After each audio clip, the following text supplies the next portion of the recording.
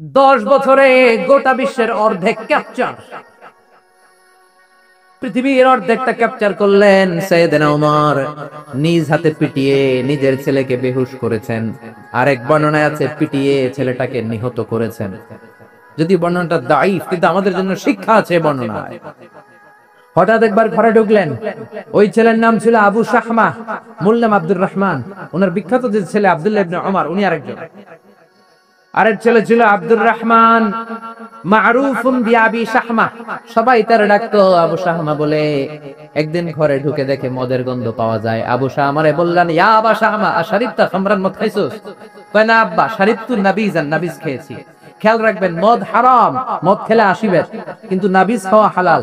নাবিজ হচ্ছে আরব দেশেরা খায়, সাদা দুধের মধ্যে রাতে শক্ত খুরমা যদি 5টা ফেলে রাখেন, সকালে ওইটা দেখবেন দুধের রং আর সাদা নাই, খুরমার রস টেনে দুধটা লাল হয়ে গেছে।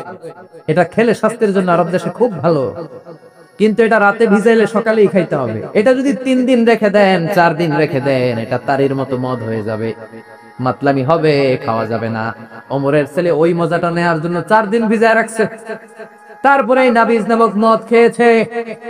ওমর বললেন, মদ খাইছস নাকি? আবু শামা বলে, খাই নাই। ওমর বললেন, তাআলা ইলে, এদিকে আয়, ইফতাহ ফামাক, মুখ খোলো। মুখ খোলার পরে গন্ধ নিয়ে দেখে নাবিজ মাখানো মদের গন্ধ পাওয়া যায়। কোনো কথা নাই, কলারটা ধরলেন, টানতে টানতে মসজিদে নববীর বারান্দার পিলারে নিয়ে বাঁধলেন। জোরের আজান হলো, নামাজ পড়লেন। নামাজের পরে সালাম ফিরালেন। সালাম ফিরানোর পরে বললেন, মাকানাকুম ইনদানা হাদ। নামাজের পরে সুন্নত পরে সবাই বসবেন, একটা বিচার আছে। এই গুরুদণ্ড, এটাকে আরবিতে বলে হাদ, প্লুরাল হচ্ছে হুদুদ। সবাই যখন ওযু করে ঢুকতেছিল, বারান্দায় দেখে ওমরের ছেলে বাধা। সবার চিন্তা, হায় হায়, কি ঘটনা ঘটেলো? প্রেসিডেন্টের ছেলে পিলারের মধ্যে বাধা কেন? নামাজের পরে হাজার হাজার সাহাবী সবাই বলল, খলিফা কি হয়েছে? মালআম, হোয়াট হ্যাপেন্ড? ওমর ফারুক বললেন, এটাই নাবিজ খেয়েছে, তবে এটা মদ হয়ে গেছিল, এখন 80 বেদ দিব। কানা ঘুষা, কানা ঘুষা, হাজার হাজার সাহাবী। কেউ কেউ বলল, খলিফার ছেলে তো মনে হয় মারবে না, ধমক দিয়ে ছেড়ে দিবে। এরকম কিছু বিচার দেশে আছে না নাই? মিলায়া দেয়, ঘুষ খায়া ছাইরা দেয়। এমপির পোলা হইলে 7 খুন মাফ, চিল্লায় কোন ঠিক না? কেউ বলে না, ওমর ছাড়ার পাত্র না, তুমি 80টা মারবে না, 40টা দিবে অ্যাটলিস্ট। কয়টা? ওমর ফারুক চেয়ারে বসলেন, হাজার হাজার মানুষ, পিনপতন, নীরবতা। জল্লাদরে বললেন, হাতি জিলদ মিন বাইতুল মাল, বাইতুল মালের ঘর থেকে খেজুর গাছের চামড়া দিয়ে বানানো বড় সাইজের একটা চাবুক আন, সবচেয়ে বড়টা আনবি। সবচেয়ে বড়টা আনা হলো। এবার ওমর ফারুক বললেন, ইবদা বিসমিল্লাহ, শুরু কর আল্লাহর নামে। সাইয়েদনা ওমর ফারুকের সামনে দাঁড়িয়ে জল্লাদ মারবে 80টা বাড়ি। মারতে শুরু করেছে, ওয়াহিদ, ইসনাইনি, তালাতা, 3 বাড়ি মারার পরে ওমর ফারুক জল্লাদকে দিলেন এক থাপ্পড়। 3 হাত দূরে যে পড়লো জল্লাদ। জল্লাদের হাত থেকে চাবুক তুলে ধমক দিলেন, তুই কি চাবুক মারোস নাকি চাকরি বাঁচাস? আস্তে মারলি কেন? আসলে আস্তে মারে নাই, দেহে যত জোর ছিল। ওমরের হুকুম তামিল করবে না এরকম জল্লাদ মদিনায় ছিল না, জোরে কোন ঠিক কিনা? যত জোর ছিল তত জোরে মেরেছে, কিন্তু ওমরের পছন্দ হয় নাই। ওমর বললেন, ইনদাকা তালাতা, ইনদি ওয়াহিদ, তোর হিসাবে 3টা, আমার হিসাবে মায়ের হইছে 1টা। আমি 2 নাম্বার থেকে শুরু করব। 2, 3। মারতেছে কে? মদিনাতে উনারসে পালোয়ান আর কেউ না। এক একটা বাড়ির আঘাতে ওমরের ছেলে আবু শামা চিৎকার করে কাঁদে। এক একটা বাড়িতে চামড়া ছিঁড়ে যায়, রক্তগুলো ছোপ ছোপ করে নববীর দেয়ালের মধ্যে লাগে। ছোট্ট ছেলেটা ডেকে বলে, আব্বা, আমারে মাফ করে দাও, আর জীবনে মদ খাবো না। সাইয়েদনা ওমরের পাষাণ হৃদয় নরম হয় না, কারণ আসাদুহুম ফি আমরিল্লাহি ওমর, আল্লাহর দিনের ব্যাপারে সবচেয়ে কড়া, কোনো ছাড় নাই। এক একটা চাবুক মারে, লোকজন কেঁপে কেঁপে ওঠে। 10টা 15টা মারার পরে ছেলে বেহুশ, পানি দেওয়ার পরে আবার হুশ, আবার মারা শুরু করা হলো। 30টা মারার পরে আবার বেহুশ। এইবার আবু শাহমার মা ওমরের বয়স, ওমরের পা ধরে ডেকে বলে, ওমর, তোমার পায়ে ধরে ক্ষমা চাই, আমার কলিজার টুকরা বাজানটারে তুমি মেরে দিও না। 80টা বেত মারতে হবে, মেরেছে 30টা, আরো মারবা 50টা। যা ওমর, প্রতিটা বেতের বাড়ির বিনিময়ে আমি আবু শাহমার মা একটা করে ওট আল্লাহর রাস্তায় সদকা করে দেব। ওমর বলে না, আবু শাহ আমার মা, এটা আল্লাহর আইন, গোটা দুনিয়াটা দিলেও একটা চাবুকের বাড়ি থেকে ওরে কেউ বাঁচাতে পারবে না। মারতে লাগলেন, আবার পানি দিয়ে আবার হুশ। ওমরের বাড়ি যে খেয়েছে সে বুঝেছে 50টা বাড়ি মারার পরে আবু শাহ আমার দুনিয়া থেকে শেষ। রাগে ওমর গড়গড় করছে, বললেন এই বেয়াদবটারে গোসল করা, জানাজা দে, কবর দে। কবর দেওয়ার পরে কবরের উপরে মারা শুরু করছে 51, 52, 53, 80টা চাবুক মারার পরে আল্লাহরে ডেকে বলে, আল্লাহ, আমার ছেলে হওয়ার কারণে কোনো পার্সিয়ালিটি করি নাই, বিচারে 2 নাম্বারই করি নাই, 80টা গুনে গুনে ব্যাত মেরেছি, দেহে যত শক্তি ছিল ততগুলো মেরেছি। কিয়ামতের ময়দানে জালিম ওমর বলে তুমি কিন্তু আমারে ডাকতে পারবা না, আল্লাহ জালিমদের কাতারে আমারে উঠাতে পারবা না, আমারে জালিম বলতে পারবা না। ওইরকম ওমরের দরকার আছে না নাই? ওই ওমরের লাঠির বাড়ি যদি থাকতো দেশটারে মদিনা বানায় দিত কে?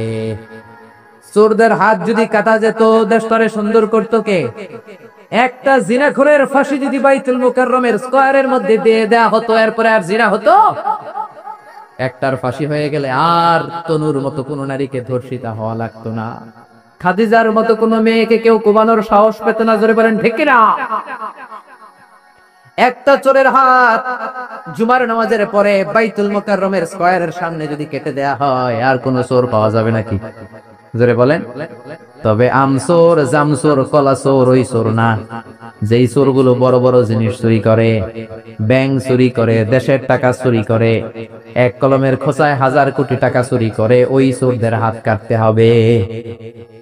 শেয়ার বাজার খায়া ফেলায়, হলমার্ক খায়া ফেলায়, দেশের টাকা খায়া ফেলায়, সুইজারল্যান্ডে সব টাকা পাঠায়, এরকম বড় বড় চোর আছে না নাই? ইসলামী বিচার যদি শুরু হয় আগে বড় চোরদের বিচার দিয়ে শুরু হবে। চিল্লায় বলেন ঠিক কিনা? এই জন্য বিশ্বনবী বলতেন, আসাদুহুম ফি আমরিল্লাহি ওমর, আল্লাহর বিধান বাস্তবায়নে সবচেয়ে কঠোর ছিল ওমর। এক নারী এসে বলল, ওমরে ফারুক, আমার স্বামী আমারে তালাক দিয়েছে 100টা। কয়টা? শুনতেছেন? একটু জিমাই গেলেন মনে হয়। আমার স্বামী আমাকে 100 তালাক দিয়েছে। কয় তালাক? আসলে দিতে হবে কয় তালাক? তাও একটা একটা করে, ঠিক কিনা? ওমরে ফারুক ডেকে আনলেন, স্বামীরাও আনলেন, বউরে আনলেন। ও স্বামী, কয় তালাক দিছো? কয় 100টা দিছি। ওমরে ফারুক বললেন, তালাক হচ্ছে মিন শাআইরিল্লাহ, এটা আল্লাহর নিদর্শন। আল্লাহর নিদর্শন নিয়ে ফাইজলামি করার অনুমতি তোরে দিছে কে? 3 তালাকে তোর বউ তালাক, বাকি 97 তালাক তোর পিঠের উপরে পড়বে। সুবহানাল্লাহ। বাড়িতে যে বউরে 100 তালাক দিছে এক ডাকায়, ওমর ফারুক বললেন 3 তালাকে তোর বউ তালাক, বাকি 97 তালাক তোর পিঠে। এজন্য লাঠির দরকার আছে না নাই? ওমর ফারুক জোহরের নামাজের ইমামতি করলেন। নামাজের পরে দেখলেন একদল লোক গোল হয়ে বসে জিকির করে, আসরের পরেও দেখলেন গোল হয়ে জিকির করে, মাগরিবের পরে দেখলেন সব লোক কাজে চলে যায়, ওই একদল লোক জিকির করে। ওমর ফারুক বললেন, মান আনতুম, তোমরা কারা? কয় নাহনু আল মুতাওয়াক্কিলুনা আলাল্লাহ, আমরা আল্লাহর উপর তাওয়াক্কুলকারী। তো কাজ বাজ নাই, খালি জিকির করো। খাও দাও কিভাবে? তা আমাদের জিকির দেখে লোকজন খানা দিয়া যায়। ওমর ফারুক বললেন, তাহলে তো তোমরা মুতাওয়াক্কিলুনা আলাল্লাহ নও, তোমরা হচ্ছে আল মুতাওয়াক্কিলুন বা'দুকুম আলা বা'দ, একে অপরের উপর তাওয়াক্কুলকারী। যারা তোমাদের জন্য রুটি নিয়ে আসছে এদের উপর তাওয়াক্কুলকারী। কে বলেছে নামাজের পরে বসতে? ফাইদা কুদিয়াস সালাতু ফান্তাশিরু ফিল আরদ ওয়াবতাগু মিন ফাদলিল্লাহ। নামাজ শেষ তো বের হয়ে যাও। ছাত্র যাবে স্কুলে, জনপ্রতিনিধি যাবে, মেম্বার অফ দ্য পার্লামেন্ট যাবে পার্লামেন্টে, শিক্ষক যাবে কলেজে, যারা ব্যবসায়ী তারা যাবে বাজারে। তোমরা কোনো কাজ করো না, বসে থাকো কেন? খবরদার, আজকের নামাজের পরে যদি কোনো নামাজের পরে যদি গোল হয়ে বসে থাকতে দেখি, পিটাইয়া মসজিদে নববী থেকে বের করে দেব। কাজ করতে যা, এলাকায় যে কাজ কর, বিবি বাচ্চার খবর নে, চিল্লা এখন ঠিক কিনা? ছাড় দেন নাই, পিটাইয়া মসজিদ থেকে বের করে দিয়েছেন। আল্লাহু আকবার। এজন্য বিশ্বনবী বলেছেন, আরহাম উম্মতি বি উম্মতি আবু বকর। সাহাবীদের মধ্যে সবচেয়ে কোমল হৃদয়ের অধিকারী কে ছিল? আর সবচেয়ে কঠোর কে ছিল? 3 নম্বরে বিশ্বনবী বললেন, ওয়াসদাকুহুম হায়ান উসমান, সবচেয়ে লজ্জাশীল সাহাবী উসমান। নারীরা এত লজ্জাশীল ছিল না সাইয়েদনা উসমান যতটা লজ্জাশীল ছিল। এখন আমাদের সমাজে লজ্জা শরমের বালাই নাই। কি করে আমরা বেশরম হব, বেলাল্লাপনা, অশ্লীলতা কি করে ছড়াবো, এগুলোর ট্রেনিং সেন্টার আমাদের ঘর। জি বাংলায় আমাদেরকে ট্রেনিং দেয়া হয়। শাড়িটা কেমনে পরলে শরীর বেশি দেখা যায়, পেট খালি, পিঠ খালি, কপালের উপরে এক নক্তা আছে না নাই? জোরে কোন? কপাল পোড়া। প্রতিদিন আমরা ট্রেনিং প্রাপ্ত, প্রতিদিন জি বাংলা, স্টার জলসায় শাশুড়ি আর বউর মধ্যে কেমনে গিরিঙ্গি লাগানো যায়। আচ্ছা নাই বিশ্বনবী বললেন, ইদা লাম তাস্তাহি ফাসনা মা শিতা, যদি শরম না থাকে তোর যা মন চায় তাই করতে পারবি। এই জন্য আল হায়া শুআবাতুম মিনাল ঈমান, লজ্জা হলো ঈমানের অঙ্গ, যার লজ্জা নাই তার ঈমান। এজন্য লজ্জা শরমের দরকার আছে না নাই? বিশ্বনবী ছোট্টবেলা থেকেই লজ্জাশীল ছিলেন। বিশ্বনবীর দুধমা হালিমা তিনি বলেন, 2 বছর মুহাম্মদ আমার দুধ খেলো, 5 বছর ছেলেটারে আমি পাললাম, 5 বছরে লালন পালন করেছি, 5 বছরের মধ্যে শিশু মুহাম্মদকে আমি কোনোদিন কাঁদতে দেখি নাই। ব্যথা পেলেও মুহাম্মদ কাঁদে না, ক্ষুধা লাগলেও মুহাম্মদ কাঁদে না, শুধু লজ্জাস্থানের জায়গা থেকে কাপড়টা একটু সরে গেলে শিশু মুহাম্মদ কেঁদে দেয়। ছোট্ট বাচ্চা ব্যথা পায়, কাঁদে না। বিশ্বনবী কাঁদতেন না, ক্ষুধা লাগলে কাঁদতো না, লজ্জাস্থান থেকে কাপড় সরলেই কাঁদতো। বিশ্বনবীর বয়স 7 কিংবা 8। মক্কাতে কাবা নির্মাণ হবে। মক্কার সবাই কয় আমরা সবাই এই কাজে অংশগ্রহণ করব, কাবা ঘর বানাইলে এটাতে সব আছে না নাই? তো কিভাবে অংশগ্রহণ? পাথর কেটে কেটে পাথর দিয়ে কাবা বানাবে। সবাই পাথর টানে, বিশ্বনবীও টানে। বিশ্বনবীর বয়স 7 কিংবা 8, ওনার বয়সের ছেলেরা সবাই পরনের লুঙ্গি খুলে কাঁধের মধ্যে রেখেছে, আর কাঁধের উপরে একটা করে পাথর টানে যাতে ব্যথা না পায়। ছোট্ট বাচ্চারা লুঙ্গি খুলে ফেলে না? গ্রীষ্মকালে দেখবেন পুকুর একটা পাইলে লুঙ্গি ধুইয়া সবরি সাঁতার, আছে না নাই? পিড়ায় উঠানো যায় না, সবগুলো ডুবায়, সবগুলো লাল তেরা ভূতের মতো হয়ে ওঠে। এলাকায় পুকুর টুকুর নাই বোধহয়, আছে আছে আছে। বিশ্বনবী লুঙ্গি খোলে না, সবগুলো সমবয়সের বাচ্চা লুঙ্গি খুলে ভাঁজ করে এখানে রেখে একটা পাথর টানে। আমার নবী 2টা করে টানে। সবাই টানে কয়টা করে? নবী টানে কয়টা করে? সব বাচ্চারা লুঙ্গি খোলা, বিশ্বনবীর লুঙ্গি পরনে। আবু তালেবের চোখে এটা পড়লো। আবু তালেব বলে, ও ভাতিজা মুহাম্মদ, তোমার বয়সের বাচ্চারা লুঙ্গি খুলে পাথর টানে, সবাই টানে একটা, তুমি টানো 2টা, কেন রে ভাতিজা? তুমিও লুঙ্গি খোলো, লুঙ্গিটা কাঁধে রেখে তারপরে পাথর টানো। বিশ্বনবী বললেন, না চাচা, আমার সমস্যা নাই, আমি লুঙ্গি খুলবো না। চাচা কই খোলো। আমরা অনেক বাচ্চাদেরকে বলি, আরে তুই ছোট মানুষ, খোল বেটা, খোল খোল খোল, কিচ্ছু হবে না, বলি না? কখনো এগুলো বলবেন না। ও ছোট্ট হলে ওর একটা প্রেস্টিজ আছে না নাই? ওর একটা আত্মসম্ভ্রম বোধ আছে না নাই? এখনো যদি লুঙ্গি খোলা শিখান, অশ্লীলতা শিখান, তাহলে এই ছেলেগুলো হবে ডাকাত, এগুলোই হবে বাংলা ভাই, ইংরেজি ভাই, অঙ্ক ভাই, এগুলো হবে পিচ্চি হান্নান, এরশাদ শিকদার, কালা জাহাঙ্গীর, লতিফ সিদ্দিকীর মতো মন্ত্রী। ঠিক আরো আসতে বলেন। এখন থেকে যদি লাজুকতা শিখান, ভদ্রতা শিখান, কোরআন শিখান, তাহলে এই ছেলেগুলো বড় আলেম হবে, মুফাসসিরে কোরআন হবে। এই ছেলেগুলো হাফেজ জাকারিয়ার মতো হবে, ফজলে রাব্বি আদলের মতো হবে, বড় বড় ইমাম হবে, মুফাসসির হবে। চিল্লায়া বলেন ঠিক কিনা? চাচা বলে, মোহাম্মদ লুঙ্গি খোলো। আরে ছোট মানুষ খোলো। বিশ্বনবী বলে, না আমি ছোট হতে পারি কিন্তু লুঙ্গি খুলবো না, আমার কোনো সমস্যা নাই। চাচাকে, আরে খোলো মিয়া, বলে লুঙ্গির গোছা ধরে টান দিছে। টান দিতে দেরি, মুহূর্তের মধ্যে বিশ্বনবী বেহুশ হয়ে জমিনে পড়ে যায়। বিশ্বনবীর জীবদ্দশায় পৃথিবীর কোন মানুষ বিশ্বনবীর লজ্জাস্থান দেখে? জোরে বলেন, দেখে? এজন্য খবরদার, তোমার বোনের পেট পিঠ খালি থাকতে পারবে না, কপালে এক নোক্তা থাকতে পারবে। তোমার বোন বললেই তুমি তারে পাকি ড্রেস কিনে দিতে পারবা না, লেহেঙ্গা 2 পিস 3 পিস কিনে দিতে পারবা না। তুমি যদি এগুলো আদরের বোনকে কিনে দাও, আল্লাহর সুপ্রিম কোর্টের কাঠ গড়াতে তোমারও আসামি করে দাঁড় করাবে কে? বাবা খবরদার, মেয়েদের সব আবদার পূরণ করবেন না। হেজাব পরানো শিখান, বোরকা পরানো শিখান। একটা মেয়ে যখন বোরকা পরে রাস্তায় বের হয়, মনে হয় জান্নাতের হুর দুনিয়ায় এসেছে। একটা মেয়ের সৌন্দর্য তো হেজাবে, সৌন্দর্য তো বোরকার ভেতরে, সৌন্দর্য তো পর্দার ভিতরে। চিল্লা এখন ঠিক কিনা? আবার কিছু নানি আছে বয়স 90, উনি হাত মোজা পা মোজা, আর সাথে 16 বছরের 18 বয়সের নাতনিরে নিয়ে বের হইছে। এমন দৃশ্য এলাকার সব পোলারা পিছনে পিছনে লাইন ধরে, আছে না নাই? মায়ের বয়স 60, হাত মোজা পা মোজা। আপনি হাত মোজা পরছেন কেন? আপনি তো অল্প কাপড় পরে বেরোলেও কোনো সমস্যা নাই। আপনি তো এক্সপায়ার্ড, আপনার ডেট এক্সপায়ার, ঠিক কিনা? আপনার দিকে তাকাবে না সুন্দরী সুরুষী অষ্টাদশী মায়াবিনী কাজল কালো চোখ মেঘ কালো কেশ আপনার ওই নাতনির দিকে লুলুর দৃষ্টি দিয়ে বখাটে গুলো তাকাবে, ঠিক কি? এজন্য খবরদার, মেয়েদেরকে পর্দা শিখান, মেয়েদেরকে ভদ্রতা শিখান, মেয়েদেরকে ইসলাম শিখান। ফ্যামিলিটারে জান্নাত বানায় দিতে পারে কে? এজন্য বিশ্বনবী বললেন ওয়াসদাকুহুম হায়াআন উসমান, সবচাইতে লজ্জাশীল সাহাবী ছিল কে? মনে থাকবে নি? ওসমান নামটা সুন্দর না? ছেলে পেলে হইলে এগুলো রাখেন, রাখবেন তো? কি রাখবেন? কি অদ্ভুত অদ্ভুত নাম রাখে। এক লোক অনেকদিন পরে ভাতিজারে দেখতে আসছে বাসায়, ঢাকাতে, গ্রামের সবজি টবজি নিয়ে গেছে। তো ভাতিজারা বলে, ভাতিজা তোমার নাকি এক ছেলে এক মেয়ে? বলে জি চাচা, দোয়া করবেন, এক ছেলে এক মেয়ে, একটু ডাকো তোমার ছেলে আর মেয়েরে। ভাতিজা ডাক দিছে, ব্রাশ ফায়ার। ব্রাশ ফায়ার শুনে না চাচা দিছে দৌড়। ভাতিজাও পিছন থেকে দৌড়ায়, চাচাও দৌড়ায়। ভাতিজা কয় দাঁড়ান চাচা, চাচা কয় আমার বয়স ৮০ হয়েছে রে ভাতিজা, আমার তুই ব্রাশ ফায়ার করিস না। ভাতিজা কয় চাচা এটা ওই ব্রাশ ফায়ার না, ছেলের নাম ব্রাশ, মেয়ের নাম ফায়ার। আসনা নাই? কিয়ামতের দিন আল্লাহ ইউদাউনা ইয়াউমাল কিয়ামাতি বিআসমাইকুম ওয়া বিআসমাই আবাইকুম, কিয়ামতের দিন আল্লাহ তোমাদের নাম ধরে, তোমাদের বাবাদের নাম ধরে ডাকবে।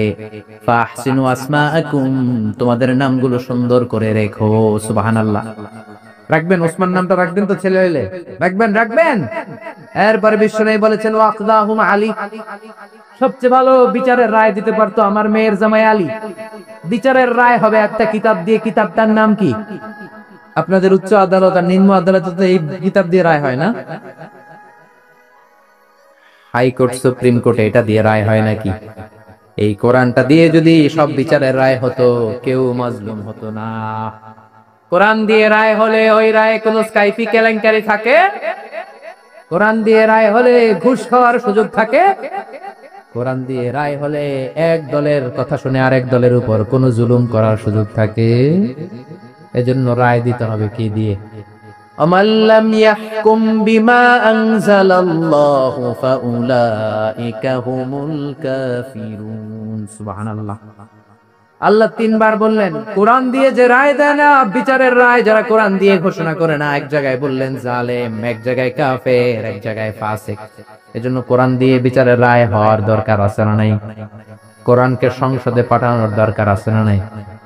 এমনি এমনি হেঁটে চলে যাবে কোরআন সংসদে? নাকি পাঠাইতে হবে? ভালো নেতা বানাইতে হবে। যারা কোরআন মানে, যারা কোরআনের পক্ষে, এরকম নেতা বানানোর দরকার আছে না নাই? এজন্য বিশ্বনবী বলেছেন মান ক্বালা বিহি সাদাকা, কোরআন দিয়ে যে কথা বলে তার কথা সত্য কথা নাকি মিথ্যা। ওয়া মান আমিলা বিহি উজরা, কোরআন দিয়ে আমল করলে আমলনামায় সওয়াব আছে না নাই? বেশি না কম? আমান হাকামা বিহি আদালা, কোরআন দিয়ে যে বিচারের রায় দেয় ওইটাই সবচেয়ে সেরা বিচার, ঠিক কি না? আল্লাহ দেশে কোরআনের বিচার কায়েম করুক, পড়ে না আমিন। ৫ নম্বরে বিশ্বনবী বললেন ওয়া আকরাহুম উবাই ইবনে কাব, সাহাবীদের মধ্যে সবচাইতে সুন্দর তেলাওয়াত করতে পারতেন, তাসবিহের সাথে সবচাইতে সুন্দর তেলাওয়াত করতে পারতেন উবাই ইবনে কাব। কি নাম? এগুলো জানেই না, জানতেও চায় না, খালি নাম মুখস্থ করে। সালমান খান, শাহরুখ খান, অমুক খান, তমুক খান। পড়েন উবাই ইবনে কাব। উনি ছিলেন সবচেয়ে বড় কারি। বিশ্বনবী কিন্তু তারাবির সালাত এইভাবে পড়তেন না, কিয়ামুল লাইল করতেন। রাতের সালাত সব সময় ৮ রাকাতের বেশি বিশ্বনবীর ছিল না। ওমরে ফারুকের সময় উনি এই উবাই ইবনে কাবের নেতৃত্বে মসজিদে নববীতে ২০ রাকাত তারাবি চালু করে দিলেন। সুবহানাল্লাহ। বাড়িতে যে কার নেতৃত্বে? উবাই ইবনে কাবের নেতৃত্বে। আর বললেন নি'মাল বিদআতু হাযিহি, কত সুন্দর একটা বেদাত চালু করে দিলাম। উনাদের বেদাত চালু করার অথরিটি ছিল, কারণ তারাই ছিলেন দ্বীনের ধারক এবং বাহক। ছিল এখন ঠিক কি না? কেমন করে উনি কোরআন পড়তেন? বিশ্বনবী একদিন উবাইকে বললেন, ও উবাই, ইন্নাল্লাহা আমারানি আন আকরা আলাইকা ইয়া উবাই, আল্লাহ আমাকে আদেশ করেছেন যেন আমি নবী নিজে তোমার কাছে যে কোরআন শোনাই। কল্পনা করতে পারেন? বিশ্বনবীর উপর কোরআন নাজিল হয়, আর বিশ্বনবীরে বলা হলো, আল্লাহ বিশ্বনবীরে বললেন, ও নবী আপনি উবাইয়ের কাছে যে কোরআন শোনাবেন। এই কথা শুনে উবাই সহ্য করতে পারে নাই, চিৎকার দিয়ে বলেন, নবী আসাম্মানি, আসলে কি আমার নামটা ধরে আল্লাহ বলছে যে আমার কাছে এসে কোরআন শোনাতে? বিশ্বনবী বললেন, বালা, হ্যাঁ, তোমার নামটাই আল্লাহ ধরে বলেছে। ওবাই চিৎকার দিয়ে কেঁদে কেঁদে বললেন, ও নবী, এই কোন কথা আপনি আমার শোনালেন? আপনার উপর কোরআন নাজিল হয় আর আপনি এসে আমার কাছে কোরআন শোনাবেন। এটা ছিল বিশ্বনবীর অভ্যাস। সাহাবীদের কাছে উনি কোরআন শোনাতেন, আবার সাহাবীর কাছ থেকে নিজে শুনতেন। এজন্য বাবা ছেলের কাছে শোনাবেন, বলেন, ও ছেলে, ও আমার কলিজার টুকরা বাজান, দেখ তো আমি সূরা 3 তেলাওয়াত করি, আমারটা হয় কিনা। আবার ছেলেরে বলবেন, ও বাবা, তুমি একটু সূরাতুদ দুহা তেলাওয়াত করে শোনাও। শান্তি আর কি লাগে? What do you mean by peace? What is the definition of peace? শান্তি কি? শান্তি হচ্ছে আপনিও কোরআন পড়বেন, ছেলেও পড়বে, বিবিও পড়বে, এটাই শান্তি, ঠিক কি না? বাবা ছেলেরে কোরআন শোনাবেন, ছেলে বাবারে কোরআন শোনাবা, স্বামী স্ত্রীরে শোনাবেন, স্ত্রী স্বামীরে শোনাবেন, শাশুড়ি বৌমারে শোনাবেন, বৌমা শাশুড়িরে শোনাবেন, তাহলে আর ঝগড়া হবে না, ঠিক কিনা? বাবা যদি বলে, তিনজন মিলে সূরা ইয়াসিন মুখস্থ শুরু করলেন, 2 দিন পর পর খোঁজ নেন, ও ছেলে, ওরে বাবা, তোর কয় আয়াত মুখস্থ হয়েছে? আমার হয়েছে 20 আয়াত। ছেলে বলে, বাবা, তোমার মাত্র 20 আয়াত, আমি তো মুখস্থ করে ফেলছি 30 আয়াত। ছেলেদের মেধা, বাচ্চাদের ব্রেন শার্প হয়, ঠিক কিনা? বিবি বলবে, আমি রান্নার কারণে বেশি করতে পারি না, আমি করছি 7 আয়াত। এরকম ফ্যামিলি আমরা চাই কি চাই না? ফ্যামিলিটা যদি এরকম হয় আর কি লাগে, ঠিক কিনা? এজন্য আকরাহুম লিউবাই, সাহাবীদের মধ্যে সবচাইতে চমৎকার কণ্ঠে কোরআন তেলাওয়াত করত উবাই ইবনে কাব। এইজন্য বেশি বেশি কোরআন তেলাওয়াতের দরকার আছে না নাই? একটা অক্ষর তেলাওয়াত করলে 10টা নেকি দিবে কে? 10টা করে নেকি। একটা করে আয়াত তেলাওয়াত করবেন, জান্নাতে আপনার বিল্ডিং কে 1 তলা লম্বা করে দিবে কে? পৃথিবীর কোন গ্রন্থের ব্যাপারে এরকম ঘোষণা আছে নাকি? শ্রীমদ্ ভগবত গীতা তেলাওয়াত করলে 1 অক্ষরে কয় নেকি? ওম নমো ভগবতি বাসুদেবায়, কয়টা সওয়াব? ওম শান্তি বললে কয় সওয়াব? কিন্তু বিসমিল্লাহির রহমানির রহিম বললে আমল নামায় সওয়াব আছে না নাই? পড়বেন। প্রতিদিন আমাদের সকাল শুরু হবে কোরআন দিয়ে, যেরকম, ঠিক কিনা? 6 নম্বরে বিশ্বনবী বললেন, ওয়া আ'লামুহুম বিল হালালি ওয়াল হারামি মুআয ইবনে জাবাল। সাহাবীদের মধ্যে হালাল হারামের ব্যাপারে সবচাইতে স্পেশালিস্ট সাহাবী ছিল মুআয ইবনে জাবাল। আমরা এখন হালাল হারাম বাছি না, হালাল হারাম সব খাই। সুদ খাই, ঘুষ খাই, যৌতুক খাই, রাস্তার রডও খাই, মসজিদের টিন খাই, ত্রাণের গম খাই, ঠিক কিনা? আছে না নাই? সব খাই। এত ক্ষুধা, রড খাইয়া ফেলায়, সিমেন্টের বস্তা খাইয়া ফেলায়, এটাও খাইয়া ফেলায়, কেমনে হজম করে আল্লাহই জানে। রাস্তার ইটা নাই, ত্রাণের মালামাল নাই, সব খাইয়া ফেলাইছে, আছে না নাই? আল্লাহ বলেন, সবটা খাইস না, হালালটা খাইস। কোনটা খাইবেন? ইয়া আইয়ুহান নাসু কুলু মিম্মা ফিল আরদি হালালান তাইয়্যিবা। হারামটা খাওয়া যাবে না, হালালটা খাও। হালালে বরকত দিয়েছে কে? হালালে বরকত, হারামে বরকত নাই। আওয়াজ করে উত্তর দেন, গরু খাওয়া হালাল না হারাম? কুকুর খাওয়া হালাল না হারাম? আমরা সবাই বেশি বেশি গরু খাই নাকি কুকুর খাই? কি পরিমাণে যে কসাইয়ের দোকানে জবাই হয়। আর কুরবানির ঈদের সময় জবাই আছে না নাই? বিয়ের অনুষ্ঠানে আছে না নাই? হাজার হাজার গরু জবাই করি, কুরবানির সময় জবাই করি। বাংলাদেশের গরু দিয়া হয় না, ইন্ডিয়া থেকে আনি। এত গরু খাই, কিন্তু কুকুর একটাও খাই না। আর গাভী বছরে বাচ্চা দেয় কয়টা? কুত্তা দেয় কয়টা? 7টা, 8টা, 10টা, কোনো জন্ম নিয়ন্ত্রণ তো নাই, দেদারসে দিতেছে। তো গরু আমরা খাই, কুকুর খাই না। গরু বাচ্চা দেয় কম, কুকুর বাচ্চা দেয় বেশি। তারপরেও বাংলাদেশের 56,000 বর্গ মাইলের ভিতরে গরু বেশি না কুকুর বেশি? এত গরু খাইলেন, তারপরেও গরু বেশি। কারণ গরু হালাল, হালালে বরকত দিয়েছে কে? কুকুর হারাম, কোনো বরকত নাই। রাস্তাঘাটে হাইওয়েতে কুত্তা পরে মরে থাকে, হাইওয়েতে কোনোদিন গরু ময়রা ভেটকে রয়েছে দেখছেন? হালাল, খালি বরকত। আল্লাহু আকবার। এজন্য হালাল খাবেন, হালাল পড়বেন। ইউর ফুড শুড বি হালাল, ইউর ড্রিঙ্ক শুড বি হালাল, your dress up should be হালাল, ইউর এন্টারটেইনমেন্ট শুড বি হালাল। চিল্লা এখন ঠিক না? সব আপনার হালাল হতে হবে, কারণ ইন্নাল্লাহা তাইয়্যিব লা ইয়াকবালু ইল্লা তাইয়্যিবা।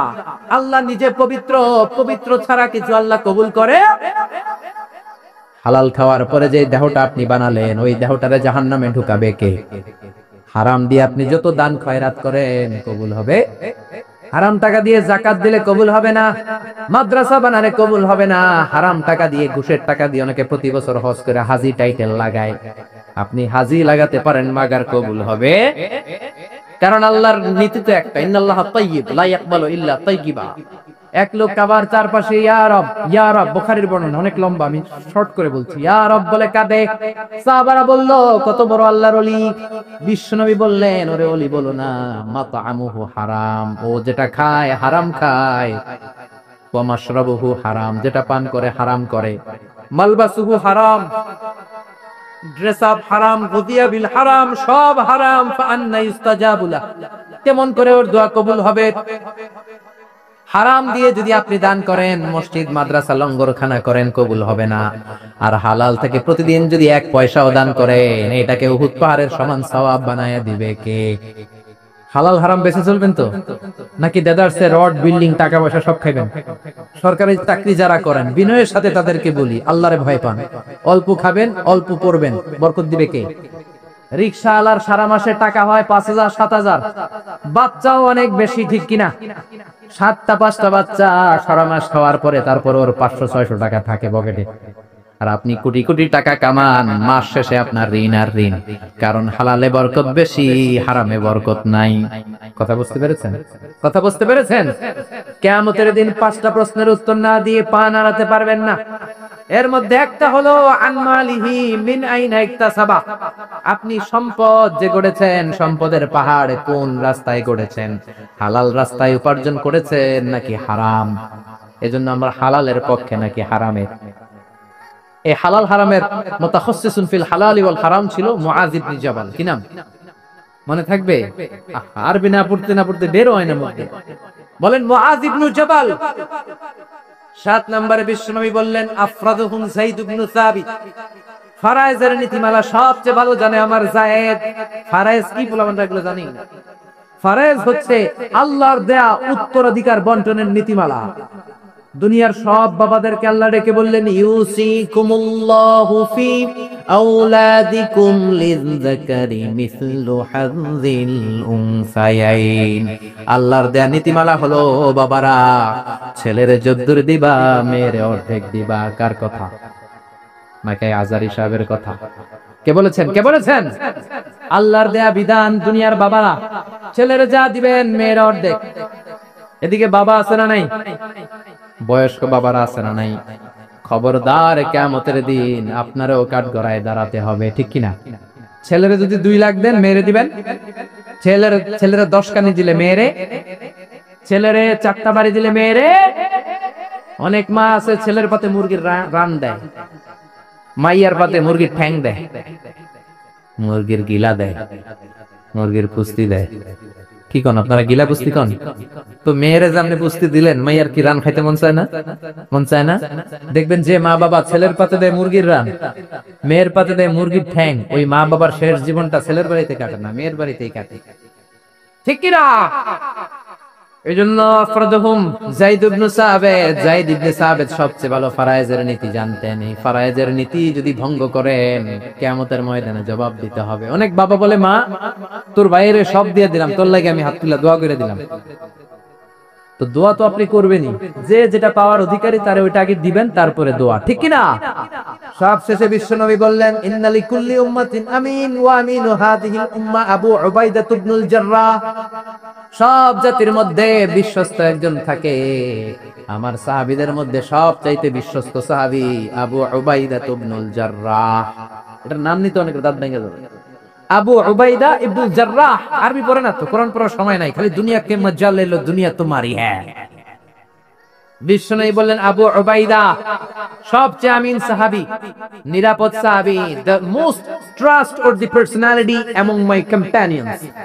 আমার সাহাবাদের মধ্য থেকে সবচাইতে বিশ্বস্ত আবু উবাইদা। কিছু লোক আছে জান যাবে প্রাণ যাবে কিন্তু আমানতের খেয়ানত করবে না, আছে না নাই?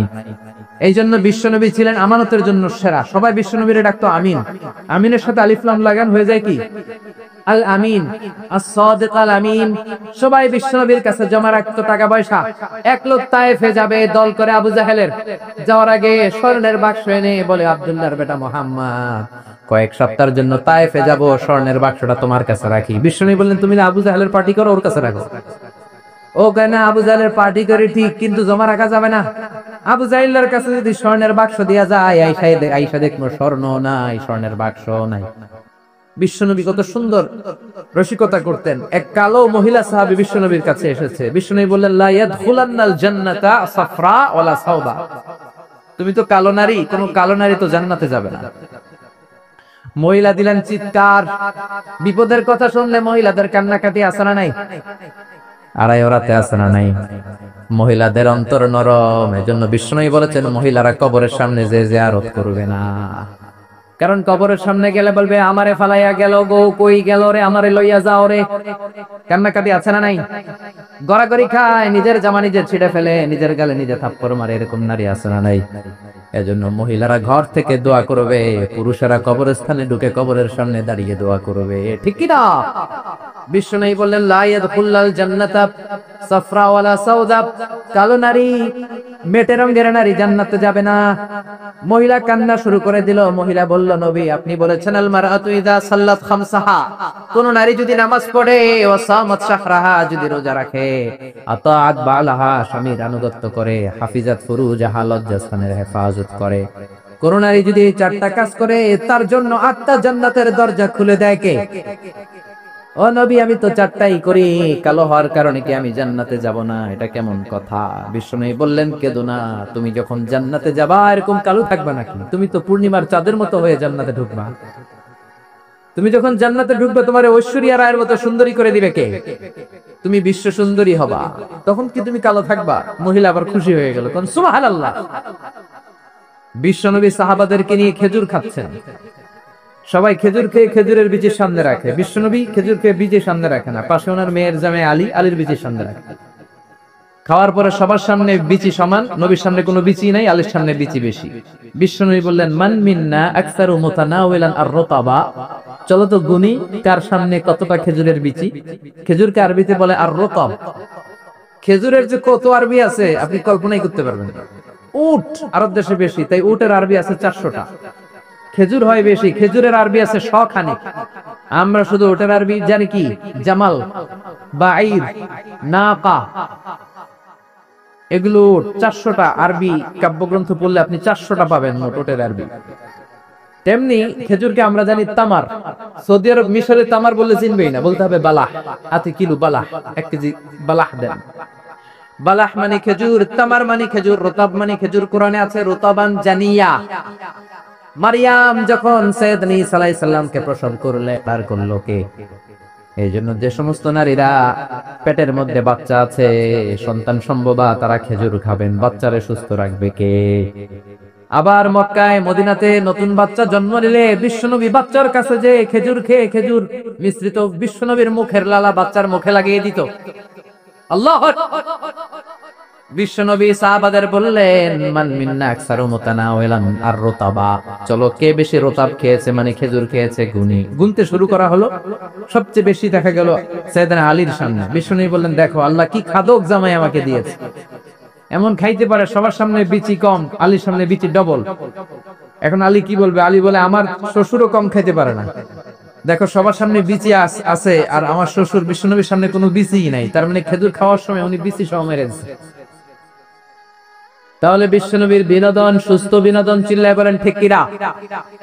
আবার বিশ্বনবী বলতেন, উতিতু খামসান লাম ইয়াতাহুন্না নাবিয়্যুন ক্বাবলি, এমন 5টা জিনিস রব্বুল আলামিন আমাকে দিয়েছে, আমার আগে কোন নবীকে আল্লাহ এই 5টা জিনিস দেয় নাই। সুবহানাল্লাহ। 1 নম্বরে নুসিরতু বির-রু'বি মাসিরাতা শাহর, ভয় দিয়ে আল্লাহ আমারে সাহায্য করেছে। আমার ডানে বায়ে সামনে পেছনে 1 মাসের রাস্তার মধ্যে যদি কোনো কাফেরের রান্ডা বাচ্চা থাকে, আমার ভয়ে তাদের অন্তরে ধুকধুকানি বাড়ায় দেয় কে? নবী যেখানে অবস্থান করতেন তার ডানে বায়ে সামনে পেছনে 1 মাসের এরিয়ার মধ্যে যদি কোনো কাফির থাকতো, মুশরিক থাকতো, বিষ্ণুবীর ভয়ে ঘুমের মধ্যে লাফ দিয়ে উঠতো। দুই নম্বরে বিশ্বনবী বললেন জুইলাত লিয়াল আরদু কুল্লুহা মাসজিদান ওয়া তাহুরা, আমার জন্য আল্লাহ গোটা বিশ্বটাকে মসজিদ বানিয়ে দিয়েছে। গোটা বিশ্বটা মসজিদ, মসজিদ মানে মাকানুস সুজুদ, সিজদার জায়গা, যেখানে সিজদা দেন কবুল করবে কে? নূহ আলাইহিস সালামের জামানায় যেই কোনো জায়গায় নামাজ পড়লে কবুল হতো না, মসজিদে যেয়ে পড়া লাগতো। মুসা নবীর উম্মত মসজিদ ছাড়া নামাজ পড়লে কবুল হতো না, সিনাগগে যেয়ে পড়া লাগতো। ঈসা নবীর জামানায় ইবাদতখানায় যেয়ে পড়া লাগতো। কিন্তু আমরা যেইখানেই নামাজ পড়ি কবুল করে কে? আজকের এই প্যান্ডেলে যদি নামাজ পড়ি কবুল হবে কি হবে না? বাইতুল মুকাররমে হবে কি হবে না? শোলাকিয়ার ময়দানে কবুল হবে কি হবে না? বাজারে পড়লে হবে কি হবে না? নদীর উপরে নৌকায় পড়লে, প্লেনের ভেতরে বাতাসে পড়লে, মহাকাশে যে স্যাটেলাইট চ্যানেলের মধ্যেও যদি পড়ি সেখানেও কবুল করে নেবে কে? জমিনের যেই জায়গায় নামাজ পড়ো কবুল করে নেওয়া হবে। আবার বললেন পুরো জমিনটারে আল্লাহ আমার জন্য তাহুর বানাইয়া দিলেন। ফা ইল্লাম তাজিদু মাআন ফাতায়াম্মামু সাঈদান তাইয়্যিবা, নামাজের সময় যদি তোমরা ওযুর জন্য পানি না পাও, তায়াম্মুম করলেও কবুল করবে কে? এই সব জায়গায় নামাজের অনুমতি আর তায়াম্মুম, এটা কোন নবীর ছিল না, এটা স্পেশালি আল্লাহ বিশ্ব নবীকে দিয়েছেন। সুবহানাল্লাহ। মা আয়েশাকে নিয়ে বিশ্বনবী বানুল মুস্তালাকের যুদ্ধ থেকে রওনা হলেন। প্রতিমধ্যে মা আয়েশার গলার স্বর্ণের হার চুরি হয়েছে কিংবা হারিয়ে গিয়েছে। মা আয়েশা কান্নাকাটি করলেন, আমার হার, আমার হার। মেয়েদের স্বর্ণ হারাইলে খবর আছে না নাই? গোটা দুনিয়া ভেঙে গেল কিছু বলবে না, যদি স্বর্ণ একটা হারায় বাড়ি তামা তামা করে ফেলবে, ঠিক কিনা? কয় ঠিক, মানে অভিজ্ঞতা আছে অনেক। নারীরা স্বর্ণ পছন্দ করে, তো মা আয়েশা তো নারী, উনি বললেন নবী আমার স্বর্ণ হারিয়েছে। বিশ্বনবী বললেন কাফেলা থামাও, গলার হার খুঁজো। সবাই মিলে গলার হার খুঁজতে খুঁজতে মাগরিবের নামাজের সময় প্রায় শেষ হয়ে যায়। এবার সবাই মিলে আবু বকর রে বকে, তোমার মাইয়ার কারণে আজকে এই দশা। তোমার মেয়ে যদি গলার হারটা না হারাইতো তাহলে তো আমরা যেখানে পানি আছে ওইখানে পৌঁছে যেতাম, ওখানে নেমে ওযু করে নামাজ পড়তাম। তোমার মেয়ের কারণে আজকে এই দশা, এখন সবার নামাজ কাজা, নবীর নামাজও কাজা। আল্লাহ বললেন খবরদার, এই মেয়ে তার গালি দিবি না, এই মেয়েকে গালি দেয়া যাবে না আয়েশার সম্মানে। আজকে আমি তায়াম্মুমের বিধান নাযিল করে দিলাম। ফা ইল্লাম তাজিদু মাআন ফাতায়াম্মামু সাঈদান তাইয়্যিবা, কোথাও যদি ওযুর জন্য পানি না পাও, মাটি দিয়ে তায়াম্মুম করো, কবুল করে নিবে কে? মা আয়েশা বলতেন আমাকে আল্লাহ এমন 5টা জিনিস দিয়েছেন, বিশ্বনবীর কোন বউকে আল্লাহ দেন নাই। এক নম্বরে আমি বিশ্বনবীর একমাত্র কুমারী বউ, বাকি বউগুলা ছিল বিধবা, এর আগে কয়েকটা করে বিয়ে হয়েছে, শুধু আমারই বিয়ে হয়নি। সুবহানাল্লাহ। 2 নম্বরে আমি যখন শীতের রাতে নবীর সাথে এক লেপের নিচে ঘুমাতাম, তখনও জিবরাইল কোরআন নিয়ে নাজিল হয়ে যেত। অন্য বিবিদের সাথে যখন কোন ঘরে এক খাটের মধ্যে শুয়ে থাকতো তখন কোনোদিন কোরআন নাজিল হয় নাই, শুধু মা আয়েশার সাথে যখন থাকতো তখন কোরআন নাজিল হতো। সুবহানাল্লাহ। আবার মা আয়েশা বলতেন আমার ঘরে বিশ্বনবীর কবর। আবার বিশ্বনবী যখন তার শেষ নিঃশ্বাসটা ত্যাগ করেছেন, বিশ্বনবীর মাথাটা ছিল আমার কোলের উপরে। আবার বিশ্বনবী বলতেন ও দুনিয়ার মানুষেরা শোনো শোনো, ওযুর পানি না থাকলে যে তায়াম্মুম করে নামাজ পড়ো, এটাও তোমরা আমার কারণে পেয়েছো। আল্লাহু আকবার। এজন্য বিশ্বনবী বলতেন জুইলাত লিয়াল আরদু কুল্লুহা মাসজিদান ওয়া তাহুরা, আমার জন্য গোটা বিশ্বটাকে নামাজের জায়গা আর ওযুর না থাকলে তায়াম্মুমের জায়গা বানিয়ে দিয়েছে কে? এরপরে বিশ্বনবী বলতেন উতিতু আশ-শাফাআহ, আমাকে শাফাআতের মালিক করেছে কে? কিয়ামতের দিন সব নবীরা যখন বলবে ইয়া নাফসি ইয়া নাফসি, বিশ্বনবী বলবেন রব্বি হাবলি উম্মতি, ও আল্লাহ তুমি আমার উম্মতকে বাঁচাও, আমার উম্মতকে বাঁচাও। সুবহানাল্লাহ। এরপরে বিশ্বনবী বলেছেন ওয়াকানান নাবিয়্যু ইউবাআসু ইলা কওমিহি খাসসা, দুনিয়ার সব নবীকে একটা নির্দিষ্ট বর্ডারে পাঠানো হয়েছে, নির্দিষ্ট এলাকার লোকের জন্য পাঠানো হয়েছে। আমি বিশ্বনবীর নবুয়তির কোনো বর্ডার নাই, গোটা বিশ্বের জন্য আমার নবী বানিয়ে পাঠানো হয়েছে। এই জন্য আমি বিশ্বনবী, চিল্লায় কোন আল্লাহু আকবার। বিশ্বনবী শুধু পুরুষদের নবী নয়, শুধু নারীদের নবী নয়, শুধু সাদা লোকদের নবী নয়, শুধু নিগ্রো আর কালো লোকদের নবী নয়, শুধু আরবদের নবী নয়। বিশ্বনবী আদম নবী থেকে শুরু করে কিয়ামত পর্যন্ত যত মানুষ, যত জিন পৃথিবীতে আসবে, সবার জন্য বিশ্বনবীকে নবী বানিয়েছে কে? বিশ্বনবীরে যদি কোনো নবীরাও না মানে, ওই নবীর নবুয়তিও ক্যান্সেল করে দিবে কে? এজন্য আল্লাহ বললেন মুহাম্মাদুর রাসূলুল্লাহি ওয়াল্লাযীনা মাআহু আশিদ্দাউ আলাল কুফফারি রুহামাউ বাইনাহুম। মুহাম্মদ হলেন আল্লাহর রাসূল। কার কথা? ঘুম আসতেছে? জিমায় পড়ছেন? তাকবীর দেন, লিল্লাহি তাকবীর। নবীর কথা বলে আল্লাহ বললেন ওয়াল্লাযীনা মাআহু, নবীর সাথে যারা চলে। নবীর সাথে কারা চলতো? সাহাবারা। জোরে বলেন কারা? এবার আল্লাহ সাহাবাদের কথা বলছেন ওয়াল্লাযীনা মাআহু, নবীর সাথে যারা চলতো। আশিদ্দাউ আলাল কুফফার, কাফেরদের ব্যাপারে তারা বজ্র কঠোর। রহমাউ বাইনাহুম, নিজেদের ব্যাপারে তারা পুষ্প কোমল। কাফিরদের ব্যাপারে সাহাবারা বজ্র কঠোর, নিজেদের ব্যাপারে তারা পুষ্প কোমল। কাফিরদের ব্যাপারে কোনো ছাড় নাই। মুশরিকদের সাথে জিহাদের ময়দানে কোনো ছাড় নাই। চিল্লা এখন ঠিক কি না? কিন্তু নিজেরা ভাই ভাই, নিজেদের মধ্যে মহাব্বত আছে না নেই? এজন্য বিশ্বনবী বলতেন আমার সাহাবাদের মধ্যে দুই কিসিম আছে। কয় কিসিম? এক কিসিম নরম কিসিম, আর এক কিসিম গরম কিসিম। সুবহানাল্লাহ। আবু বকর নরম, কিন্তু ওমরে ফারুক গরম। জোরে কোন ঠিক কি না? এজন্য বিশ্বনবী বলতেন খায়রুল কুরুনি করনি, সবচেয়ে সেরা যুগ আমি নবীর যুগ। সুম্মাল্লাযীনা ইয়ালুনাহুম, তারপরে সাহাবাদের যুগ। সুম্মাল্লাযীনা ইয়ালুনাহুম, তারপরে তাবেঈদের যুগ। ঠিক কি না? সাহাবারা হচ্ছে পৃথিবীর শ্রেষ্ঠ সন্তান। তাদের চেয়ে শ্রেষ্ঠ সন্তান পৃথিবী জন্ম দিতে পারে না। চিল্লায় বলেন ঠিক কি না? এজন্য সাহাবাদেরকে ভালোবাসার দরকার আছে না নাই? তাকে সাহাবীদেরকে গালি দিবেন, সাহাবীদেরকে ঘৃণা করবেন। সাহাবীদেরকে যদি গালি দেন, যদি ঘৃণা করেন, যদি সমালোচনা করেন, আপনার ঈমান থাকবে? কথা বলেন, ঈমান থাকবে? এজন্য নবী বললেন খবরদার, লা তাসুব্বু আহাদাম মিনাস সাহাবী, আমার সাহাবীদেরকে গালি দিও না। সাহাবাদেরকে ভালোবাসা হলো ঈমান, সাহাবীদেরকে ঘৃণা করা হলো কুফরি। ঠিক কি না? আয়াতুল ঈমানি হুব্বুল আনসার, সাহাবীদের ভালোবাসা হচ্ছে ঈমানের আলামত। আয়াতুন নিফাকি বুগদুল আনসার, সাহাবীদেরকে ঘৃণা করা হচ্ছে মুনাফিকের আলামত। চিল্লায়ে বলেন ঠিক কি না? এজন্য বিশ্বনবী বলতেন আমার সাহাবারা এক একটা সুপারস্টার। আমরা বলি Mashrafe Bin Mortaza superstar, Salman Khan superstar, Hrithik Roshan superstar, Aamir Khan superstar, Donald Trump superstar, Shakib Al Hasan superstar. বলি না আমরা? আমাদের সুপারস্টার হচ্ছে সেলিব্রিটিরা। বিশ্বনবী বলেছেন নো, আসহাবি কান নুজুম, মাই কম্প্যানিয়নস আর দ্য সুপারস্টার। আমার সাথীরা, আমার সাহাবারা সুপারস্টার। এই সুপারস্টারদেরকে মডেল বানাতে হবে। হলিউড বলিউডের নায়ক নায়িকারা আমাদের মডেল নয়, আমাদের মডেল হলো সাহাবারা। কারা? আরো জোরে বলেন কারা? সাহাবারা আমাদের মডেল। এজন্য বিশ্বনবী বলতেন আরহামু উম্মতি বি উম্মতি আবু বকর, আমার সাহাবাদের মধ্যে সবচেয়ে নরম হৃদয়ের সাহাবা হলো আবু বকর। এক হাদিসে বিশ্বনবী ৮ জন সাহাবীর ৮টা গুণের কথা বললেন। জোরে বলেন কয়টা?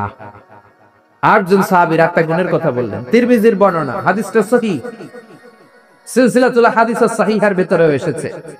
বিশ্বনবী বললেন, খেয়াল করে বুঝবেন, আরহামু উম্মতি বি উম্মতি আবু বকর, এই উম্মতের মধ্যে সবচেয়ে নরম হৃদয়ের সাহাবী হলো আবু বকর।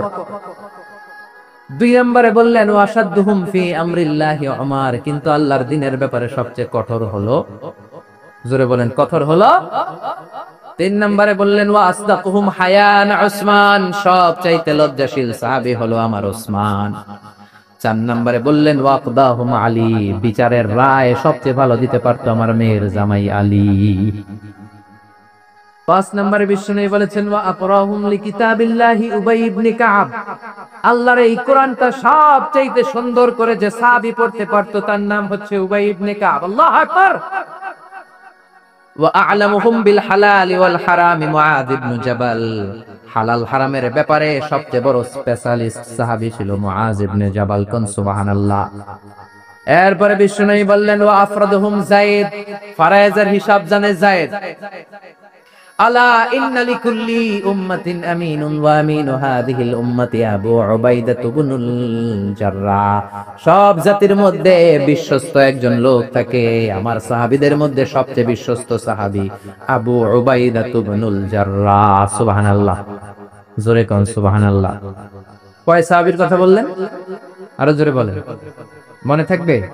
প্রথমে বললেন আরহামু উম্মতি বি উম্মতি আবু বকর, আমার উম্মতের মধ্যে সবচেয়ে দিল দরিয়া রহম দিল আবু বকর। এত নরম হৃদয়ের সাহাবা পুরো সাহাবী গোষ্ঠীর মধ্যে কেউ ছিল বিশ্বনবীর হিজরতের সাথী, বিশ্বনবীকে সঙ্গ দিয়েছেন, ভালোবেসেছেন। বিশ্বনবী একদিন আবু বকরকে বললেন, আবু বকর হয়তো মক্কায় টিকা যাবে না, আমাদেরকে মদিনায় হিজরত করতে হবে। যেই দিন এই ইঙ্গিতটা বিশ্বনবী আবু বকরকে দিয়েছেন, ওই দিন থেকেই সাইয়েদনা আবু বকর হিজরতের জন্য রেডি। সুবহানাল্লাহ। যেদিন হিজরত করবেন সাহাবীদের চোখ ফাঁকি দিয়ে বিশ্বনবী আবু বকরের ঘরে গেলেন, ডাক দিলেন, আসসালামু আলাইকা ইয়া আবু বকর। আবু বকর ঘরে আছো কিনা? ডাক দিতে দেরি, ব্যাগ নিয়ে আবু বকরের বের হতে দেরি হয় না। আল্লাহু আকবার। বিশ্বনবী বললেন, আবু বকর ডাক দিলাম, ব্যাগ নিয়ে রেডি হইলা, কখন ঘুমিয়েছো, কখন ঘুম থেকে উঠেছো, কখন হাত মুখ ধুইলা, কখন ফ্রেশ হইলা, কখন কাপড় গুছাইলা? আবু বকর বলল, নবী যখন বলেছেন হিজরতে আপনার সাথে আমারও যাওয়া লাগবে, ওই দিন থেকে আজ পর্যন্ত আমি আবু বকর আমার পিঠটার বিছনাতে লাগাই নাই। ওই রাতে সাইয়েদনা আবু বকর যেই সওয়াব কামিয়েছেন, ওই সওয়াবটাকে যদি একটা পাল্লায় রাখা হয়, পৃথিবীর আমাদের সব সওয়াবগুলো যদি আরেক পাল্লায় রাখা হয়, ওই হিজরতের রাতের সওয়াবটা আবু বকরের যে সওয়াবটা, ওই আবু বকরের সওয়াবের পাল্লাটা মুহূর্তের মধ্যে ভারী হয়ে যাবে। সুবহানাল্লাহ। আসতে বলেন। এত নরম হৃদয়ের সাহাবী ছিলেন আবু বকর। নামাজে দাঁড়ালে শুধু কাঁদতেন, এজন্য অনেক সাহাবী ওনারে পছন্দ করতো না। বিশ্বনবীর ইন্তেকালের পরে বছর খানিক মসজিদে নববীতে যতদিন বেঁচে ছিলেন ইমামতি করেছেন। আল্লাহু আকবার বলে যখন আলহামদুলিল্লাহি রাব্বিল আলামিন, তখনই কান্নায় ভেঙে পড়তেন। তেলাওয়াত শুরু করলেই কাঁদতেন। হেরেম শরীফে যারা নামাজ পড়েছেন, শেখ আব্দুর রহমান আস-সুদাইস আযাবের আয়াতগুলো পড়ে যখন টান দেয়, মুসল্লিগুলো সহ্য করতে পারে না। উনি নিজেও তেলাওয়াত থামিয়ে কাঁদে, মুসল্লিরাও কাঁদে। হেরেমের চারদিকে কান্নার রোল পড়ে যায়, চিৎকারের রোল পড়ে যায়, শুধু কান্নার কান্না, শুধু কান্না। সাইয়েদনা আবু বকর যখন নামাজে দাঁড়াতেন শুধু কাঁদতেন। বুখারীর বর্ণনা, রজুলুন আসিফ, নরম হৃদয়ের লোক ছিলেন। আই রাকিকুল কলবি ওয়া সারিউল বুকা, এত অন্তর নরম, নামাজে দাঁড়ালেই কাঁদতেন, দিন দুনিয়ার কোনো হোশ তার থাকতো না। কিন্তু আমরা নামাজে দাঁড়ালে দিন দুনিয়ার খেলার হিসাব আছে না নাই, বাজারের খবর আছে না নাই, জি বাংলা আছে না নাই, সারা দিনে যেটা মনে পড়ে না নামাজে দাঁড়ালেই ওটা মনে পড়ে, ঠিক কি না? আমরা নামাজে দাঁড়িয়ে এইভাবে শেয়ার বাজার বাড়লো না কমলো, সাকিব আল হাসান আউট হয়েছে না ছক্কা মারছে, কে জিতলো, কুমিল্লা জিতলো নাকি কি ভিক্টোরিয়ান্স রয়টার্স মার্টার্স কি যেন আছে, আমি তো বুঝি না অনেকগুলা, কে জিতলো কে হারলো, হিন্দি সিরিয়াল শুরু হলো নাকি আমার দল জিতলো না হারলো, এরকম টেনশন আছে না নাই? আর সাইয়েদনা আবু বকর যখন নামাজে দাঁড়াতেন, দাঁড় দাঁড় করে চোখের পানি দিয়ে দাড়ি ভিজে যেত, চোখের পানিতে দাড়ি ভিজে যেত। সাহাবারা বললেন, ও নবী আমাদের নামাজে মন থাকে না। বিশ্বনবী বললেন, সল্লু সালাতা মুআদ্দিআ, বিদায় নামাজ পড়ো, মনে করবা আজকের নামাজটাই আমার জীবনের শেষ নামাজ, তাইলে তোমার মন আর কোন দিকে ছুটবে। আজকে এখন বাজে 11টা, যদি বলা হয় রাত 2টার দিকে আপনার মরণ, খুশ থাকবে? সবাই মাহফিল ফিরিয়ে দিবেন দৌড়, আমার মরণ 2টার দিকে, আহা 2টার দিকে মরণ। জীবনের কোনো গ্যারান্টি নাই। যদি আপনার এই বলেই দেয়া হয় 2টার দিকে আপনার মরণ, এখন তুমি 2 রাকাত নামাজ পড়ো, এটাই শেষ নামাজ, ওই দিনের নামাজটা আপনি কত সুন্দর করে পড়বেন, আহা ওই দিন আপনি কত সুন্দর করে ওযু বানাবেন, ওই দিন আতর মাইখা একেবারে আতর আলী হয়ে যাবে, ওই দিন পাঞ্জাবি পড়বেন, ওই দিন যায় নামাজে দাঁড়াবেন, ওই দিন আপনার নামাজে কোনো তাড়াহুড়ো নাই, ঠিক কিনা? ওই দিনের রুকুটা আপনার জীবনের সবচাইতে শ্রেষ্ঠ রুকু হবে, ওই দিনের সেজদাটা আপনার জীবনের শ্রেষ্ঠতম সেজদা হবে। ওই দিনে সেজদায় যে চোখের পানি দিয়ে আপনি যায় নামাজ ভিজায় দিবেন, এর কারণ আপনি নিশ্চিত, you are certain that you are going to die. আপনি রাত 3টার দিকে মারা যাচ্ছেন, জানার কারণে আপনার নামাজে এত ভক্তি। আমরা যে মাহফিল শেষে বাড়িতে যেতে পারবো কোনো গ্যারান্টি আছে নাকি? আরো আধা ঘন্টা বাঁচবো গ্যারান্টি আছে? শ্বাস যেটা ভেতরে নিলাম বের করতে পারবো গ্যারান্টি আছে? তো তাইলে নামাজে যখন দাঁড়াই এটা ভাবতে সমস্যা কি যে এটাই আমার শেষ নামাজ? কারণ আমার তো কোনো গ্যারান্টি লেটার নাই। চিল্লায় বলেন ঠিক কি না? Perform the Salah as if it's your last and final prayer. এমন ভাবে নামাজে দাঁড়াবেন যেন এটাই আপনার লাস্ট এন্ড ফাইনাল প্রেয়ার, এটাই আপনার শেষ নামাজ। এরপরে আর নামাজের সুযোগ হয়তো আমি নাও পেতে পারি, জোরে কোন ঠিক কিনা? এই কথা যখন সাহাবারা শুনলেন, আর নামাজে নড়েও না চড়েও না। মরুভূমির মাঝখানে যখন সাহাবারা দাঁড়াতেন, আকাশের পাখিগুলো খেজুর গাছ মনে করে সাহাবাদের মাথায় এসে বসে যেত। সুবহানাল্লাহ বাড়িতেছে। পাখিগুলো মনে করতো এগুলো মরুভূমির মাঝখানের খেজুর গাছ, মাথায় এসে বসে যেত। আর আমরা নামাজের মধ্যে দাঁড়ালে আমাদের কোনো খেয়াল থাকে না, আমাদের এদিকে সামনে ডানে বায়ে নজর যায়, ঘড়ির দিকে তাকায় অনেকে, আছে না নাই? নামাজের পর আবার এমনি তাকায়। হাদিসে এসেছে আপনার নজর যখন একবার নামাজ ছাড়া অন্যদিকে দেন, আল্লাহ বলে আকবিল, বান্দা ফিরে আয়। আবার যখন ডানে নজর দেন, আল্লাহ বলে ফিরে আয়। আবার যখন ইমাম সাহেবের দিকে এমনি তাকান, আল্লাহ কয় ফিরে আয়। তিনবার নজর দেওয়ার পরে আবার যখন ডানে বায়ে নজর দেন, আল্লাহ বলে লা হাজাতা লি ইলা সলাতি, তোর এই নামাজের কোনো দরকার আমি আল্লাহর নাই, এই নামাজের কোনো দরকার নাই। এজন্য সালাত পড়তে হবে আর অন্তরে ভয় থাকতে হবে কার? কদ আফলাহাল মুমিনুনাল্লাযীনা হুম ফি সালাতিহিম খাশিউন। আবু বকর তাই করতেন, কানা রাজুল আসীফ, নামাজে দাঁড়ালে দরদর করে কেঁদে কেঁদে দাড়িগুলো ভিজায় দিতেন। আল্লাহু আকবার। এজন্য বিশ্বনবী বলতেন, আরহামু উম্মতি বি উম্মতি আবু বকর, আমার উম্মতের মধ্যে সবচেয়ে নরম হৃদয়ের হলো আবু বকর। দুই নম্বরে বিশ্বনবী বললেন, ওয়াশাদ্দুহুম ফি আমরিল্লাহি উমর, আর আল্লাহর দ্বীনের ব্যাপারে সবচেয়ে কঠোর সাহাবী হলো উমর। সবচেয়ে কঠোর কে? এজন্য বিশ্বনবী বলতেন, আমার পরে নবী নাই, আমার পরে কোনো রাসূল নাই, তবে কেউ যদি নবী হতো আমার ওমর নবী হতো। লা নবিয়্যা বা'দি ওয়ালা রাসূলা, আমার পরে কোনো রাসূল নাই, কোনো নবী নাই, তবে লাউ কানা বা'দি নাবিয়্যুন লাকানা উমর, যদি নবী হওয়ার যোগ্যতা কারো থেকে থাকে আমার ওমরের আছে। প্রভু তুমি বলেছো রাসূল দেবে না, বলনি দেবে না ওমর, বলনি দেবে না হামজা তারি, খালিদ বিজয়ী সমর। প্রভু তুমি বলেছো রাসূল দেবে না। আল্লাহ, এই ওমরের মতো যদি লাঠির বাড়ি দেওয়া যেত, উনি নামাজেও লাঠি নিয়ে দাঁড়াতেন। আমাদের ইমাম সাহেবরা কিবলামুখী, আর পিছন থেকে একামত দেয়, আল্লাহু আকবার, আল্লাহু আকবার, আশহাদু আল্লা ইলাহা ইল্লাল্লাহ, আশহাদু আন্না মুহাম্মাদার রাসূলুল্লাহ, হাইয়া আলাস সালাতি হাইয়া আলাল ফালাহ, قد قامت الصلاة قد قامت الصلاة, الله أكبر الله أكبر لا إله إلا الله, الله أكبر। সৌদি স্টাইলে একটু একামত শোনায় দিলাম। আমরা তো দুই বাক্যে বলি, আমরা এক বাক্যেই বলি।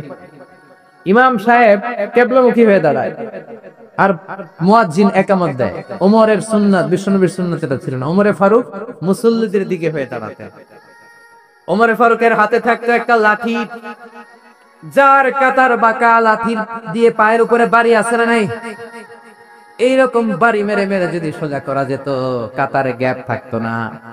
বিশ্বনবী বলতেন ওয়াসাদুল খালাল, হাযু বাইনাল মানাকিবি ওয়াল আকদাম, এইটার সাথে ওইটা মিলাও। এই সাহাবী তার কাঁধের সাথে এই সাহাবীর কাঁধ মেলাতো, এই সাহাবীর কাঁধের সাথে এই সাহাবীর কাঁধ মেলাতো, এই সাহাবীর ডান পায়ের সাথে ওই সাহাবীর বাম পা, এই সাহাবীর বাম পায়ের সাথে ওই সাহাবীর ডান পা। বুনিয়ান মারসুস, সীসা ঢালা প্রাচীরের মতো। নবীর কেউ অ্যাটাক করতে আসলেও যেন আধা ঘন্টা লাগে এই প্রাচীর ভেঙে আসতে, জোরে কোন ঠিক কিনা? এই জন্য সাহাবীদের জামা সবার আগে এদিক দিয়ে ছিটতো, ধাক্কাধাক্কির কারণে নামাজে টাইট হয়ে তারা দাঁড়াতো। সাইয়েদনা ওমর ফারুক লাঠি দিয়ে কাতার সোজা করে দিতেন, কারো যদি কাতার বাঁকা হতো লাঠি দিয়ে মারতেন, এই সোজা করো। এই জন্য লাঠিরও দরকার আছে না নাই? আবু বকরের মতো নরম হৃদয়ের সাহাবা যেমনি দরকার, ওমরের মতো গরম দুই একটারও দরকার আছে না নাই? আমরা সারা জীবন ওয়াজ করলে আপনারা নামাজি হবেন না, এটা জানি। যাদের নসিব ভালো দু চারজন হবেন, বেশিরভাগই বেনামাজি।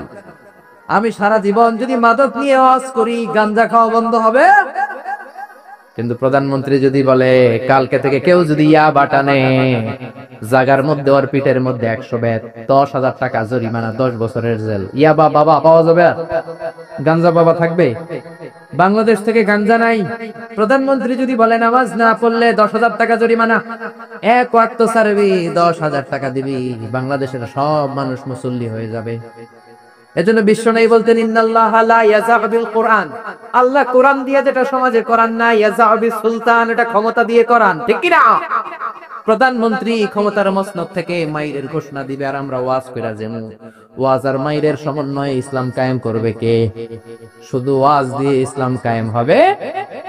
ওমরে ফারুক তাই করতেন, লাঠি দিতেন, লাঠি দিয়ে সোজা করে দিতেন। এজন্য শয়তান ওনারে ভয় পেত। বিশ্বনবী বলেন ওয়াল্লাযী নাফসি বিয়াদি, যে আল্লাহর হাতে আমার আত্মা, ওমর ওই আল্লাহর কসম করে বলি, মা সালাকা আশ-শাইতানু সালিকান ফাজ্জান ইল্লা সালাকা ফাজ্জাম গায়রা ফাজ্জিক, তোমারে যদি ইবলিস কোন রাস্তা দিয়ে আসতে দেখে, ইবলিসের বাতার কিনা, ইবলিস ওই রাস্তা ধুইয়া আরেক রাস্তা দিয়ে হাঁটে।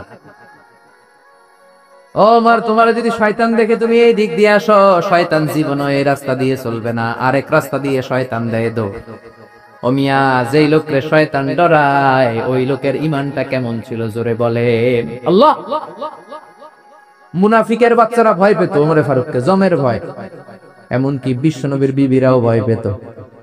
বিশ্বনবীর বিবিরা মাঝে মাঝে নবীরে ধরতো, ও নবী আমার এইটা লাগবে ওইটা লাগবে। বিশ্বনবী বললেন লাগবে লাগবে বললে তালাক দিয়ে দিব, যাও তালাক দিয়ে দেব। ধনী সাহাবীর কাছে যে বিয়ে বসো, আমি নবীর কাছে থাকলে এইভাবেই থাকতে হবে। কিন্তু বিবিরাও ছাড়ার পাত্র না। সব বিবিরা একবার বিশ্ব নবীরে ধরলেন, ধরে বলে ও নবী, আয়েশার বাড়িতে যেদিন থাকেন ওই দিন সাহাবীরা বেশি বেশি হাদিয়া পাঠায় কেন? আমাদের ঘরে যেই দিন থাকেন হাদিয়া পাঠায় না কেন? আচ্ছা, ইমাম সাহেবের বাড়িতে কে হাদিয়া পাঠাবে, কি গিফট দিবে তার, এটা কি উনার বিষয়? যিনি দিবে এটা উনার বিষয়, ঠিক কি না? বিবিরা বললেন আমাদের ঘরেও যেন হাদিয়া পাঠায়, আপনি মসজিদে এলান দিয়ে দিয়েন। বিশ্বনবী কয় আমি পারেন না, বিবিরা কয় পারতেই হবে। বিশ্বনবী বললেন না না, আমি এই কথা মসজিদে বলতে পারবো না। বিবিরা বললেন আপনি বলতেই হবে। ইন দা মিন টাইম দরজার বাইরে থেকে কে যেন সালাম দিল, আসসালামু আলাইকুম ওয়া রাহমাতুল্লাহ। বিশ্বনবী বললেন ওয়া আলাইকুম আসসালাম। বিশ্বনবী বুঝলেন সালামটার কারণ না, এটা ওমরের সালাম। বিশ্বনবী সালামের উত্তর দিয়া বিবিদের দিকে তাকায় দেখে একটা বিবিও নাই। সব অন্দরমহলে দৌড়। সুবহানাল্লাহ কইবেন না? এই ভয়টা কিন্তু আবার ডাকাইত দেখলে যেই ভয় ওইটা না, এটাকে আরবিতে বলে হাইবাত। হাইবাত আমার ওমরের হাইবাত এমন ছিল, শয়তান ভয় পেত, মুনাফিকরা জামের মতো ভয় পেত। আমাদের মা উম্মুল মুমিনিন বিশ্বনবীর বিবিরা ওমরের কে ভয় পেত। সুবহানাল্লাহ। আমরা বাচ্চারা যদি না খায়, খেতে চায় না, আমার এক মেয়ে ছোট্ট খেতে চায় না, গল্প বলে খাওয়াই, আমি এদিক দিয়ে খাওয়াইলে ওদিকে দৌড়, এদিক দিয়ে ধরলে ওদিকে দৌড়। আপনাদের ছেলে মেয়েদের একই অবস্থা, বাচ্চারা খেতে চায় না, ঘুমাতে চায় না। তখন আমরা বলি ঘুমা, না হলে বাঘ আসবে বাঘ, বিড়াল আসবে বিড়াল। আপনারা কি কোন? আরে ওরাতে বিলাই বিলাই আইবো, কুত্তা আইবো। আমরা বলি কুকুর আসবে বিড়াল আসবে, ঘুমাও ঘুমাও। বাচ্চারা তখন ভয়ে ঘুমায়। ওমর ফারুক যখন মদিনার গভর্নর, মদিনার প্রেসিডেন্ট, মদিনার মায়েরা বিড়াল আর বাঘের ভয়ে দেখাতো না। বাচ্চারা যখন মদিনাতে খেতে চাইতো না, ঘুমাতে চাইতো না, মদিনার মায়েরা বলতো তাড়াতাড়ি ঘুমাও, ওই যে ওমর আসতেছে ওমর। চিৎকার করে পড়েন আল্লাহু আকবার। সবার জন্য সমান নীতি। 10 বছরে গোটা বিশ্বের অর্ধেক ক্যাপচার, পৃথিবীর অর্ধেকটা ক্যাপচার করলেন সাইয়েদনা ওমর।